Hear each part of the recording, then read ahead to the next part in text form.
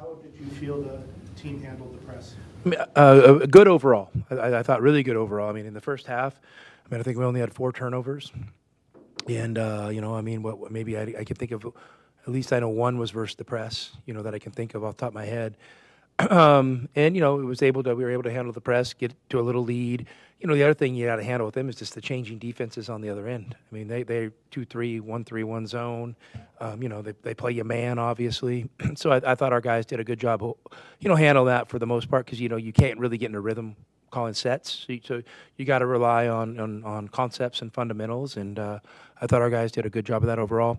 Obviously, in the second half, we kind of lost our way, and they do that to teams. They kind of wear them down a little bit, and maybe I should have subbed or cycled through, but we didn't get off to a great start. And then I kind of wanted to see if we could build back up a lead before we cycled back through our rotation, and maybe some guys got a little bit tired, but still, that's no excuse for not being tough. I mean, I could think of 2 vivid rebounds where I think Delhi had a rebound and Tobe had a rebound, and they just threw a blind outlet that normally maybe you would feel good about, but against these guys you don't. And they stole both of them and hit a 3.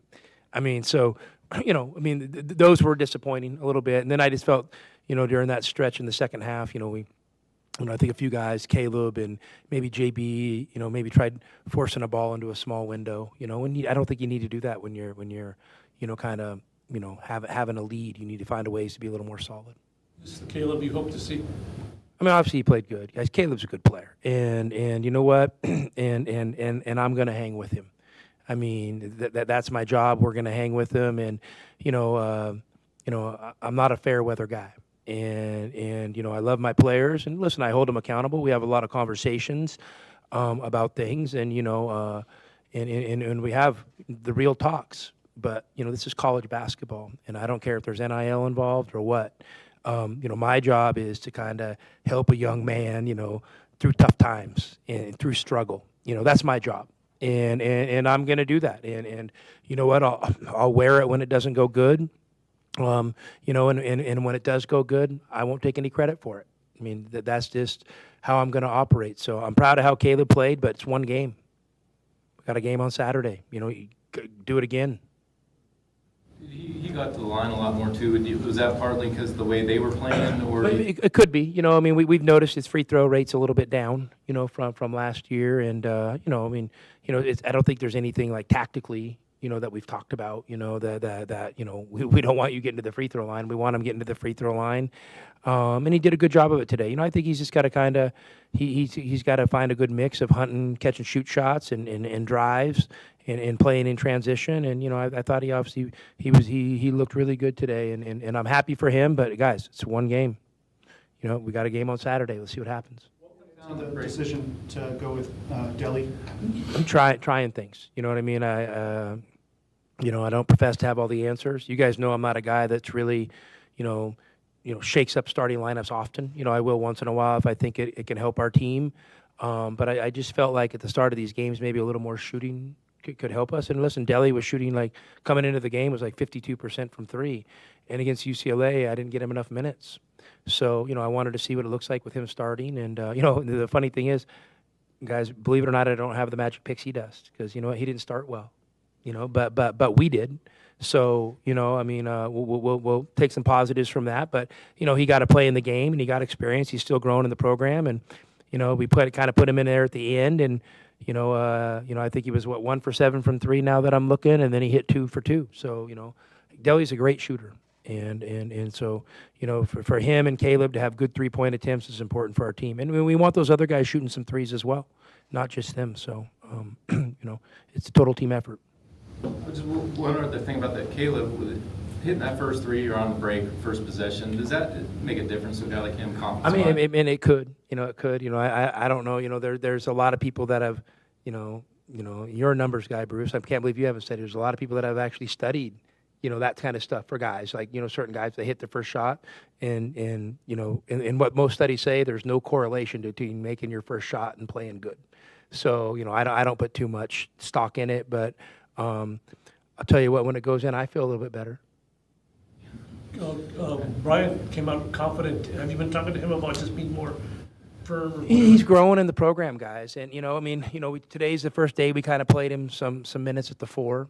You know, and you know, maybe I could have did that earlier. But you know, when Big Mo, you know, was looming and coming back and going to be, you know, kind of like, you know, at the center or the nucleus of our team, you know, you have to kind of plan for that. And so, you know, if he's in there, it kind of maybe knocks Henry down to some more, you know, minutes at the 4.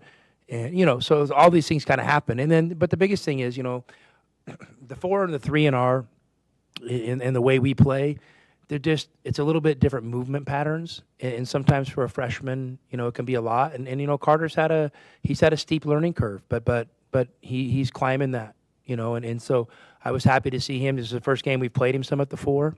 And I thought he really impacted the game and played well.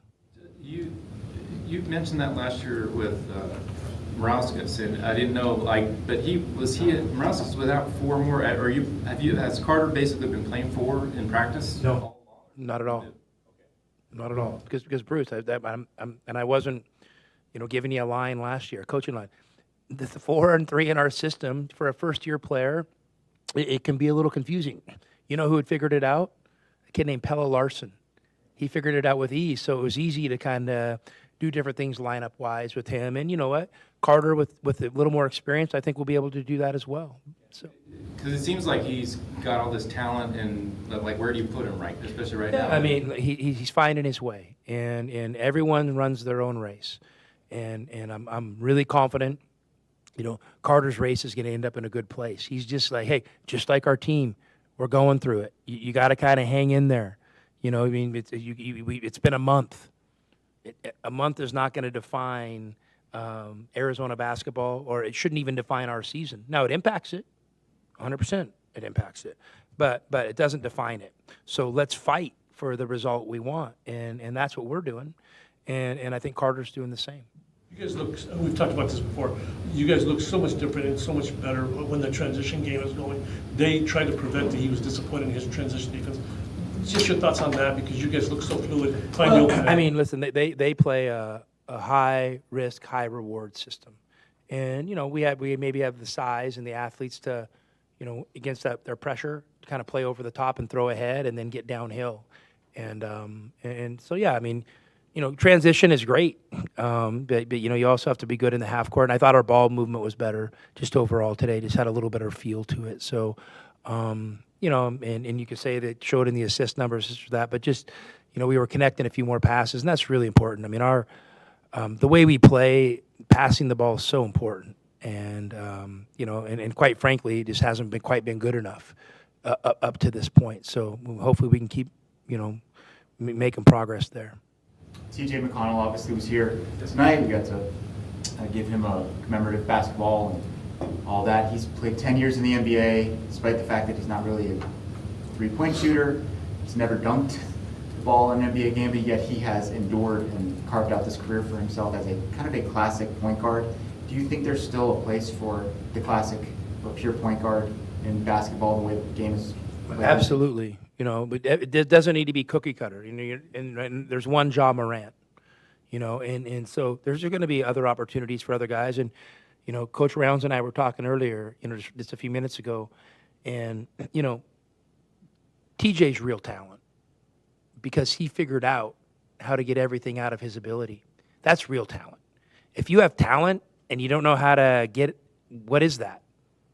It's kind of a mirage. So he's real talent. He's real talent. That dude's real talent. He's tough as you know what, and gets everything out of himself and his teammates. The dude's a stud, and like we need a little more TJ McConnell on our team. Why do you think that doesn't happen more often? Because it's hard. You know, it's hard to give everything you got. It's hard to give everything. It's really hard. You know what I mean? To do that and just to have, because you know what? It's painful.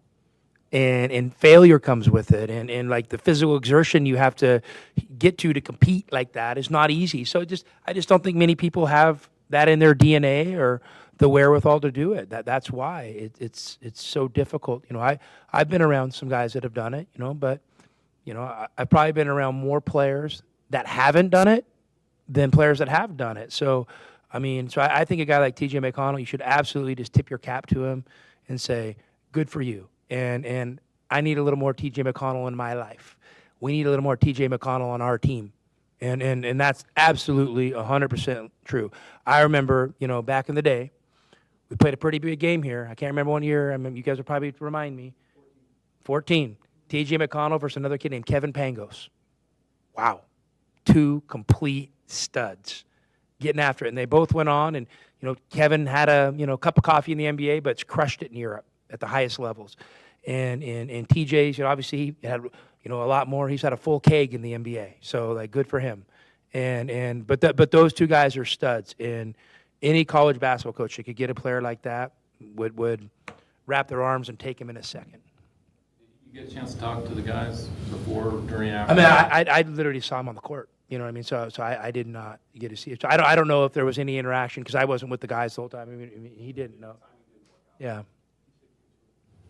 Happy with Emmanuel just getting the opportunity to get in there. It's a heck of a tip in.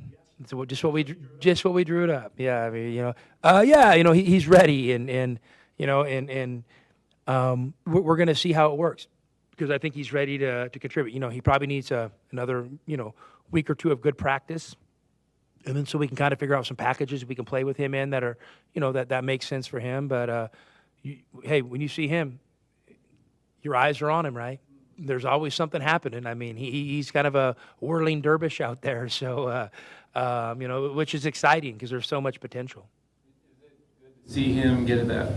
Is he the kind of guy, maybe where, getting a chance to score right away kind of takes the butterflies away or whatever? I mean, I don't know. I don't even know if he knows what butterflies are. You know what I mean? Like that guy just comes out and he's going to play balls to the wall, and that's going to be his greatest strength is his activity and his energy. I mean, I know our players were excited and our staff was excited when he made that.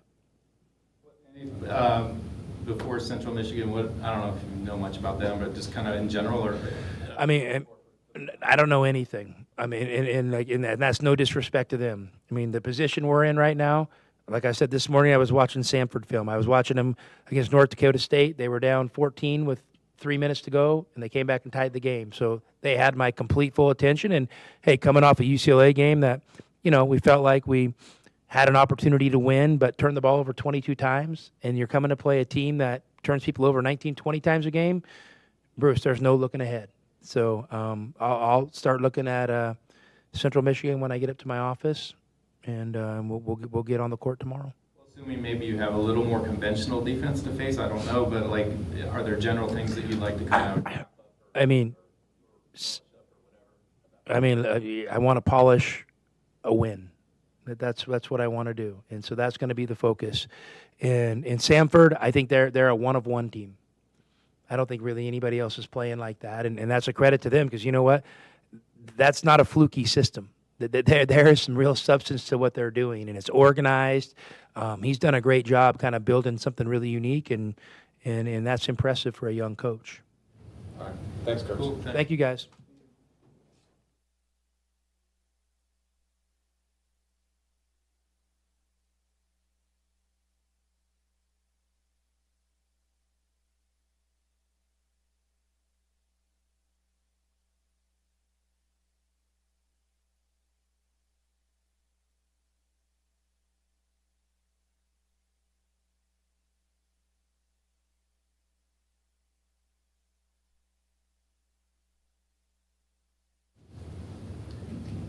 How did it feel for you guys? You knew a lot about this defense you were going to face. You came in right away. It seemed like off to a good start. And was that kind of what you guys were hoping or expecting?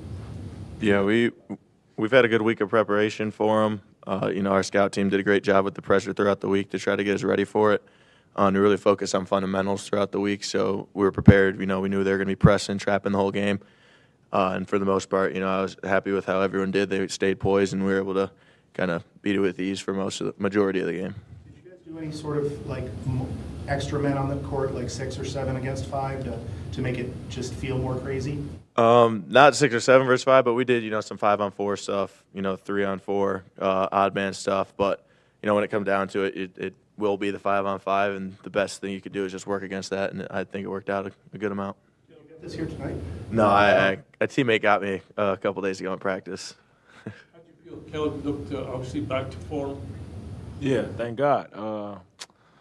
I think just seeing the ball go through the hoop, that it was a great feeling. But I give all my credit to my teammates because they put me in position. I was moving a little bit more, and I know I got to do that for the team, for the spacing, and I just kind of got in the rhythm from there. Catch and shoot looked good too. Yeah, for sure. I kind of got away from it a little bit towards the end, but I'm just glad that it worked out. You came down the break to hit that first three. Does that make a difference in your game? I mean, I know you're the same a lot, but like in the back anyway, you kind of feel like. Yeah, I mean, obviously, if you see the first one go through, you feeling good with yourself, and you just want to take the best shots as possible as you can, and like I said, I give my credit to my teammates for creating for me, and that's just good basketball. Not just me. When we moving the ball, I feel like we're at our best, and the offense is flowing, and then we getting stops on the other end, and I think that's when like I said, we're at our best.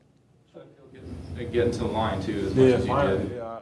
I only had shot 12 free throws coming into the game, and to shoot 8 tonight, it felt good. I'm on myself about missing 2 because I feel like I should never miss free throws, but. To this point, was it a confidence problem after you have a bad game? You kind of just or a thinking problem where you think too much? It's a little bit of both. Obviously, when you're not shooting the ball well, or you're not making shots that you usually make in practice or in workouts, you get in your head a little bit, and you just got to double down on your workouts and double down on your faith, and still believe that you can make those shots. And my teammates got confidence in me. My coaches got confidence in me. So, it shouldn't be a question about my confidence. Both these guys in UCLA are different, obviously, but both aggressive defensively. What was the difference in just the way you guys were able to kind of avoid turnovers for the most part, especially early tonight?